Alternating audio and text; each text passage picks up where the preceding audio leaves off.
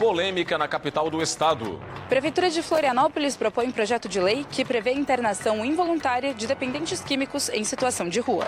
Sequestro no oeste catarinense. Criminosos rendem família e fazem homem refém na cidade de Pinhalzinho. O mercado de veículos em Santa Catarina. Vendas fecham 2023 em alta e expectativa é de saldo positivo em 2024. Campeonato Catarinense. Veja os gols dos jogos da segunda rodada da competição, que tem o Criciúma como líder. Uma decisão que mudou a vida de uma família. No Alto Vale, irmãos trocam a produção de fumo pela de uva e faturam alto até com a produção de vinhos.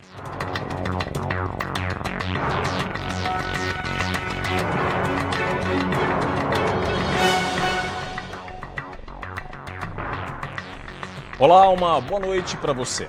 A gente abre o Band Cidade desta quinta-feira com um polêmico projeto de lei que deve ser analisado pela Câmara de Vereadores da capital. A Prefeitura de Florianópolis vai criar uma internação involuntária para ajudar moradores de rua no processo de socialização.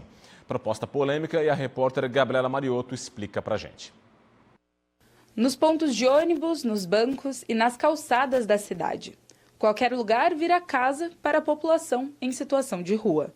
Nos últimos meses, uma onda de violência envolvendo a população em situação de rua tomou conta do centro de Florianópolis. São quase 1.000 pessoas que vivem nas ruas da capital, muitas delas recusando os auxílios oferecidos pela Prefeitura por conta da dependência química. Para tentar solucionar este problema de uma vez por todas, a Prefeitura propôs a internação involuntária dos dependentes químicos. Ele prevê que voluntariamente uma pessoa pode se oferecer para ser tratada, isso a qualquer momento já pode sê-lo. Ela prevê que alguém da família possa intervir e solicitar a internação dessa pessoa, por estar mais próximo e perceber o quanto precisa, né? E a gente precisa de uma avaliação médica nesse sentido. Para o Ministério Público de Santa Catarina, a medida é importante, mas se não for seguida por projetos de ressocialização, não é suficiente. Então, nesse sentido, essa medida é muito boa, porém ela tem que vir acompanhada, no nosso sentir, de outras medidas, como, por exemplo, um fluxo de atendimento para essa pessoa. Não adianta você tirá-la das ruas, interná-la e daqui a 15 dias, 20 dias, quando ela receber a alta da desintoxicação, ela voltar para o mesmo lugar que ela estava. A medida depende da aprovação na Câmara de Vereadores e será analisado em caráter de urgência. Um sequestro mobilizou a Polícia Civil em Pinhalzinho, no oeste do estado. Um homem foi feito refém por bandidos. Os detalhes direto do oeste catarinense com o repórter Rudinei Heinle. Uma família foi rendida e um homem foi sequestrado nesta terça-feira no interior de Pinhalzinho, no oeste de Santa Catarina. O crime teria ocorrido no início da manhã, quando criminosos armados invadiram uma residência. Um casal e o filho foram amarrados. Após realizarem buscas por dinheiro no imóvel, os criminosos fugiram no próprio carro da família, levando o homem como refém. O delegado responsável pelo caso disse que a ação é investigada como extorsão mediante sequestro. Segundo apurado até o momento, nós temos 2 indivíduos que executaram esse delito. As informações passadas pelas vítimas é de que eles estavam armados pelo menos com um revólver e, a princípio, eles não agiram com violência, agredindo o cidadão que foi levado com eles, apenas sobre ameaça, exigindo que fosse pago um valor de R$150 mil pelo resgate, o que de fato não aconteceu. O veículo da vítima foi localizado abandonado às margens da BR-282. Já o homem foi localizado depois de ter sido liberado pelos criminosos em uma cidade vizinha. Após ser ouvido na delegacia, a vítima retornou para casa e foi recepcionada pelos familiares. As polícias rodoviárias federal e militar apreenderam 170 quilos de maconha na manhã desta quinta-feira, na BR-101, em São José, na Grande Florianópolis. A droga estava no porta-malas de um carro com placas de Palhoça, já conhecido pelos policiais por ser usado na prática de furtos na região. Os agentes abordaram o carro na rodovia, mas o motorista não obedeceu e tentou fugir. Após uma rápida perseguição, o carro ficou atolado em um terreno às margens da BR-101. Esse motorista de 23 anos de idade e uma passageira, uma adolescente de 16 anos, foram levados para a delegacia. Em Dionísio Cerqueira, no extremo oeste, a polícia militar apreendeu produtos contrabandeados e descaminhados. Os policiais militares localizaram um galpão no interior de uma cidade com uma série de produtos. Foram apreendidos 80 mil maços de cigarros contrabandeados, além de 29 mil latas de energético. As mercadorias estão avaliadas em R$ 868 mil. O material apreendido foi levado para a Receita Federal. Em Joinville, policiais da Divisão de Investigação Criminal prenderam um dos autores de um assalto ocorrido numa concessionária de veículos na madrugada desta quinta-feira. O assaltante foi preso na casa dele, em Barra do Sul. O roubo ocorreu por volta das 2h40 da madrugada na loja, que estava em obras. Foram roubados bens relacionados à reforma da unidade e dezenas de condicionadores de ar, um prejuízo que chegou a R$ 1 milhão. Os criminosos usaram arma de fogo e extrema violência para cometer o crime, segundo a polícia. Os objetos roubados foram todos recuperados. Também foram apreendidos um carro e um caminhão usados no assalto. A polícia procura pelos demais envolvidos. E um princípio de incêndio mobilizou o Corpo de Bombeiros em Ingleses, norte da ilha, aqui na capital. Foi no começo da tarde desta quinta-feira. Felizmente, ninguém ficou ferido. O princípio de incêndio ocorreu nesta edificação na estrada Dário Manuel Cardoso. O fogo atingiu um veículo próximo à parede da garagem e ao quadro de distribuição de energia elétrica do edifício. As chamas destruíram parte do teto, além de um outro carro e uma motocicleta. Os bombeiros desligaram a energia do prédio e usaram 2.000 litros de água para combater as chamas. O prédio tinha 4 pavimentos e 1.500 metros quadrados de área. Desse total, 100 metros quadrados foram danificados. A área foi isolada para inspeção e uma equipe técnica vai avaliar as condições estruturais do imóvel e das instalações elétricas. A operação contra o deputado federal Alexandre Ramagem, do PL, ex-presidente da Agência Brasileira de Inteligência, ABIN, é um dos destaques de hoje do Jornal da Band, na sequência aqui do Band Cidade. A Adriana Araújo vem agora com este e outros assuntos. Olá, Adriana, boa noite. Oi, boa noite para você. Daqui a pouquinho tem o Jornal da Band e hoje a gente fala dos temporais no litoral norte de São Paulo, região de São Sebastião. É aquela mesma região que há um ano foi devastada pelas chuvas. As sirenes tocaram na última noite, alertando as famílias para o risco de alagamentos e deslizamentos. A queda de barreiras também interditou 2 rodovias em São Paulo, a Mogi Bertioga e a Tamoios, que dão acesso ao litoral norte. A principal notícia de Brasília é uma operação da Polícia Federal que tem como alvo o deputado federal Alexandre Ramagem, que presidiu a Agência Brasileira de Inteligência durante o governo Bolsonaro. A suspeita é que havia um esquema de espionagem contra adversários políticos do governo. E o aniversário de 470 anos de São Paulo, com a volta de um tradicional bolo que já fez parte do livro dos recordes. Às 7h20 eu tô te esperando. Na cidade, a gente fala do mercado de veículos, que está aquecido em Santa Catarina, com vendas em alta e inauguração de novas lojas. Os detalhes no próximo bloco. Até já! Estamos de volta. O mercado de veículos fechou 2024 com um saldo positivo nas vendas. A federação do setor aqui no estado tem expectativas elevadas para 2024. Só no ano passado foram mais de 2 milhões de veículos novos emplacados em todo o Brasil. O levantamento da Associação Nacional dos Fabricantes de Veículos Automotores, a Anfávia, levou em consideração veículos comerciais leves, caminhões e ônibus. Analisando o ano de 2003, ele é positivo em vários comparativos com o ano de 22, sejam comparativos mensais ou em outros períodos, né? Então, nós tivemos uma evolução de vendas em 2023. Isso foi muito positivo para toda a categoria. Foi o 4º ano consecutivo de aumento na comercialização de carros 0 quilômetros. A redução das taxas bancárias a partir da queda da taxa Selic ajudou a impulsionar as vendas. Sim, ela tem relação, porque como a compra dos automóveis ela é muitas vezes via financiamento bancário, a redução de taxa de juros impacta diretamente no custo de aquisição do veículo. Então, isso com certeza é fator predominante, inclusive, na compra do automóvel. Para 2024, a expectativa é de que os números sejam ainda melhores, com um crescimento de 12% no estado de Santa Catarina e de até 24% no Brasil. O nosso mercado de veículos novos ele deve crescer da ordem de 12%.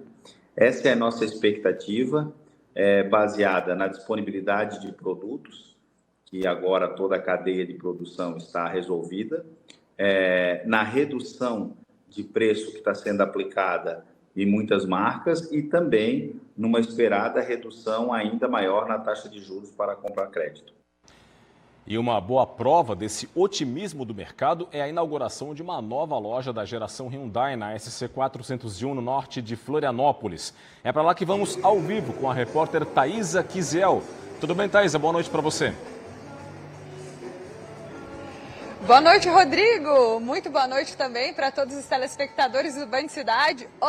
Você está falando aí desse crescimento bacana que o ano de 2023 já teve com relação à venda de veículos 0 km, mas também sobre a expectativa do ano de 2024. E eu já estou aqui nessa mais nova loja do Grupo Geração em parceria com a Hyundai. E por isso mesmo é que eu estou aproveitando para namorar um pouquinho esse carrão novo, o New Creta. Eu até vou tirar o cinto de segurança porque de fato agora eu não consigo fazer um tour, dar uma voltinha que eu queria com o veículo, mas quem sabe depois, né? A gente vai conhecer um pouco mais dessa nova loja e também entender dessa estrutura bacana que foi criada para receber o público, receber o cliente e, de fato, conhecer um pouco mais de toda a variedade dos modelos. O Márcio vai nos acompanhar porque a gente está ao vivo por aqui justamente para mostrar toda essa estrutura bacana. E para falar com a gente sobre isso, comentar um pouco mais sobre essa questão, está aqui o Pedro Pierotti, que gentilmente já está posicionado para esse bate-papo, ele que é o gerente de marketing do Grupo Geração. Muito boa noite, obrigada pelo convite. Os nossos telespectadores estão prontos aí para escutar um pouco mais sobre essa mais nova loja. Eu que agradeço em nome de todo o Grupo Geração. É um marco muito importante para o grupo. A gente está comemorando agora a 20ª loja em operação em todo o estado. A gente tem lojas aqui na Grande Florianópolis, em Brusque, Rio do Sul, Tubarão, Criciúma, em Lages. Então, o Grupo Geração hoje é o maior grupo de mobilidade urbana do estado, né? A gente trabalha com automóveis, motos, quadriciclos e também bicicletas. E agora está estreitando ainda mais essa parceria com a Hyundai, que é o nosso principal negócio, essa 5ª loja da Hyundai aqui no estado e finalmente uma HMB aqui na ilha de Florianópolis, né? Para a gente estar mais próximo dos nossos clientes, tanto em vendas quanto em pós-vendas, facilitando a vida deles, né? Estando com um ponto de venda moderno, amplo, nos padrões internacionais da fábrica, aqui na SC 401, muito próximo aí, com um fluxo bem grande de tráfego aqui na frente, né? Facilitando bastante para os nossos clientes. Pedro, enquanto você narra também um pouco mais sobre essa estrutura moderna da loja, eu vou pedir para o Márcio para que ele mostre um pouco mais de como está sendo aqui essa questão de inauguração, a movimentação, o pessoal aos poucos está chegando, mas também para que o público possa conhecer desses metros quadrados que a gente vai poder, de fato, recebê-los para apresentar esses veículos por aqui, né, Márcio? Márcio é o nosso cinegrafista, né, Pedro? Exatamente. A loja é uma loja muito ampla, com pé direito muito alto, uma loja pensada para receber da melhor maneira possível os nossos clientes, um ambiente gostoso, com uma musiquinha, com um sofazinho para você vir aqui. Pedro, eu ainda não sou cliente Hyundai, eu quero conhecer um pouco o carro, eu quero ir aí tomar um café, ficar tranquilo. Vocês vão ser sempre muito bem-vindos pela Vivi, que é a gerente aqui da loja, e toda a nossa equipe vai recebê-los, todo mundo de braços abertos aqui para conhecer a nossa loja e também os nossos produtos. Vamos relembrar então a localização dessa mais nova loja e na sequência convidar o público para que nos próximos dias também possam vir até aqui. Exatamente, a gente aqui na SC 401, na frente do Primavera Garden, acho que o pessoal já conhece bastante, um fluxo bem intenso de carros aqui indo para o norte da ilha, de Jurerê, ingleses, já é um ponto com bastante concessionárias próximas aqui também, um ponto bem tradicional e agora a gente está muito contente de ter essa loja aqui para engrandecer ainda mais a ilha de Florianópolis, agora com o ponto de venda da HMB. Certamente que assim será. Muito obrigada pela recepção, o evento será maravilhoso e na sequência estão prontos para receber então os demais clientes, o público catarinense por aqui. Thaisa Kizel ao vivo para o Band Cidade. Obrigado, Thaisa, pelas informações e uma boa noite para você. Olha, Santa Catarina foi o estado do país com o maior número de animais resgatados e devolvidos para a natureza em 2023 pelo projeto de monitoramento de praias da Petrobras, implementado na costa brasileira. Ao todo, foram resgatados em 2023 1.145 animais nos mais de 3 mil quilômetros da costa brasileira. Todos foram reabilitados pelas equipes de atendimento veterinário e devolvidos à natureza. Os estados com o maior número de registros foram Santa Catarina, Rio de Janeiro e São Paulo. Ao todo, são 4 projetos nas bacias de Santos, Campos e Espírito Santo, Sergipe, Alagoas e Potiguar, que monitoram os encalhes de várias espécies marinhas no litoral de 10 estados. Os animais mais encontrados foram as aves, mas houve também o registro de tartarugas e mamíferos marinhos. No ano passado, foram encontrados mais de 27.500 animais nas praias. A maior parte já estava sem vida. Estes passam por necrópsia para identificar a causa da morte.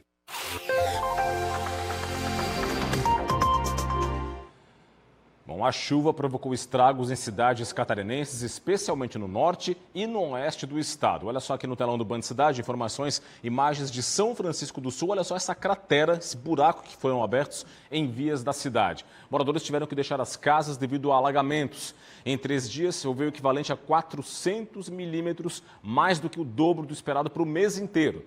Itapoá também decretou emergência com 400 desalojados na cidade também lá na região norte. No oeste, mais ocorrências teve temporal, queda de granizo e estragos em cidades como Campo Herê, São Bernardino e Ouro Verde. O tempo nesta sexta-feira vai seguir sob influência, então, da área de alta pressão do litoral do Uruguai e do Rio Grande do Sul e também pela convecção. Esses 2 sistemas vão manter a instabilidade e a chuva para Santa Catarina. No litoral, vale e também na região norte do estado, Planalto Sul e Norte também, essa sexta-feira, que amanhã, vai ter muitas nuvens com aberturas de sol e chuva ocasional. Na faixa litorânea e também no vale, a preocupação, então, é com os totais de elevados de chuva, que podem chegar a 100 milímetros. Significa risco de alagamentos e deslizamentos. Nas demais regiões do estado, especialmente no Grande Oeste, sol entre nuvens com pancadas isoladas de chuva com trovoadas a partir da tarde, provocadas pela convecção. As temperaturas vão estar mais baixas pela manhã, tem até chance de geada isolada nas áreas mais altas do Planalto Sul.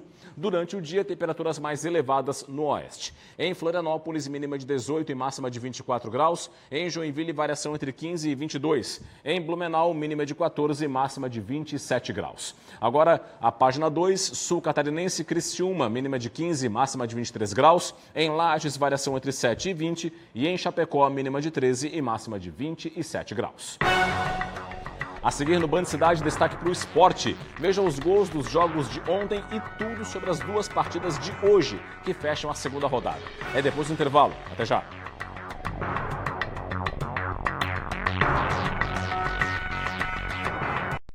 Band Cidade. De volta com o Band Cidade, na saúde, o governo do estado anunciou novas estratégias de combate à dengue. O cenário em Santa Catarina é preocupante. 154 cidades estão infestadas pelo mosquito Aedes aegypti. O número de casos já é 900% maior do que no mesmo período de 2023. 13 municípios catarinenses foram classificados como prioritários e vão receber a primeira leva da vacina contra a dengue. Todos eles ficam próximos a Joinville, cidade mais afetada pela doença em 2023. O público-alvo neste momento são as crianças de 10 a 14 anos.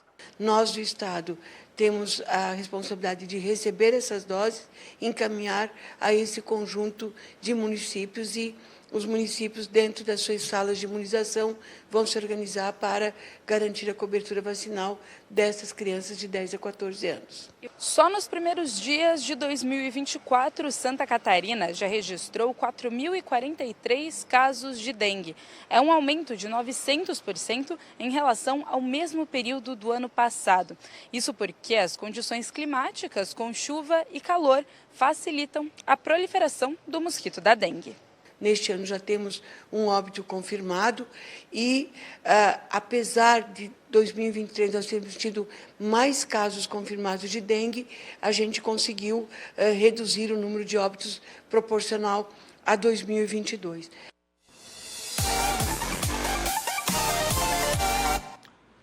Campeonato Catarinense 2024 começou ontem a segunda rodada da competição. O Criciúma foi até o oeste do estado e engatou a segunda vitória consecutiva ao derrotar o Concórdia.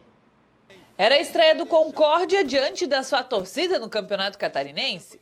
Então o Galo do Oeste queria fazer bonito. Só que do outro lado tem um time embalado e confiante. A confiança é tanta que o zagueiro Rodrigo ajeitou a bola com 2 toques e só mandou dali do meio-campo. E adivinha? Golaço. 1-0 Criciúma. Zagueiro artilheiro, tá? 2 jogos, 2 gols. E no segundo tempo, Felipe Viseu e Marquinhos Gabriel perderam a chance de ampliar. Mas o segundo gol veio, de pênalti. De perna esquerda, Marquinhos Gabriel deixou dele. E no apagar das luzes já, nos acréscimos, o Galo do Oeste fez o de honra, descontou com Perema. Final de jogo, Concórdia 1, Criciúma 2. Em Florianópolis, mesmo com 2 jogadores a mais, o Figueirense ficou no empate diante do Joinville. Confira. Depois de tomar uma goleada na estreia, o torcedor alvinegro esperava algo diferente na noite desta quarta-feira. Expectativas a 1000, mas quem abriu o placar foi o Joinville, que precisou de apenas 5 minutos para a cabeçada de Lucas Souza. Gol que deu um gelo no torcedor do Figueira. 1-0 e a festa dos visitantes do Scarpelli. Depois de um primeiro tempo em que o Figueirense tentou e não conseguiu, a segunda etapa reservava muitas emoções relacionadas ao cronômetro da partida. 8. O Figueirense precisou de apenas 8 segundos para balançar a rede e sacudir o Scarpelli com Guilherme Pato. Mas o tempo foi passando, a ansiedade aumentando, as emoções tomando conta da partida e cada vez mais o time de João Bursi tinha menos tempo no cronômetro para tentar fazer o gol da vitória. E não conseguiu. Final de jogo no Scarpelli. Figueirense e Joinville, que ainda não venceram no estadual, 1 gol para cada lado. Em Balneário Camboriú, Brusque e Chapecoense ficaram no 0-0. Em Itajaí, o Marcílio Dias venceu a segunda consecutiva ao derrotar o Inter de Lages no Gigantão das Avenidas. Veja os gols. No Gigantão das Avenidas, o Marinheiro abriu o placar aos 15 minutos da primeira etapa. Zé Eduardo fez o primeiro do Marcílio. O Inter fez de empate nessa cobrança de falta. E que batida, meu amigo! Um tapa de muita qualidade do Marcelinho, camisa 7 do Leão Baio. Mas essa noite era mesmo a do Marcílio Dias. Cruzamento na área, o goleiro do Inter saiu catando borboleta e a bola sobrou nos pés de Wendel. Oportunista mandou para o fundo da rede. E deu Marcílio em Itajaí. 2-1 para cima do Internacional de Lages. 2 partidas hoje fecham a segunda rodada do estadual. Às 8 da noite, o Nação encara o Barra na Arena Joinville. No sul do estado, o Hercílio Luz recebe o Avaí no estádio Aníbal Costa, em Tubarão. O Hercílio vem de derrota. Fora de casa, perdeu na estreia por 1-0 para a Chapecoense. E para enfrentar o Avaí hoje, o técnico Felipe Moreira vai ter que fazer alteração na equipe. O zagueiro Léo Rigo sofreu uma lesão na panturrilha e a tendência é que ele fique fora. O outro leão, o Avaí, vem embalado. Vitória na primeira rodada, 3-2 em cima do Nação. Para essa partida fora de casa, o técnico Eduardo Barroca pode até repetir a mesma escalação da estreia. O comandante não tem nenhum desfalque. A bola vai rolar hoje, 9h30 da noite. Quem será que vai comemorar a vitória? O Leão do Sul ou o Leão da Ilha? Cobertura completa amanhã no Jogo Aberto SC. Mudando de assunto, 2 irmãos de José Boatê, no Alto Vale do Itajaí, decidiram mudar a história da família no que diz respeito à agricultura. Eles deixaram de lado a produção de fumo e passaram a se dedicar às uvas. A transição de uma cultura para outra deu tão certo que agora tem até produção de vinho. Olha só.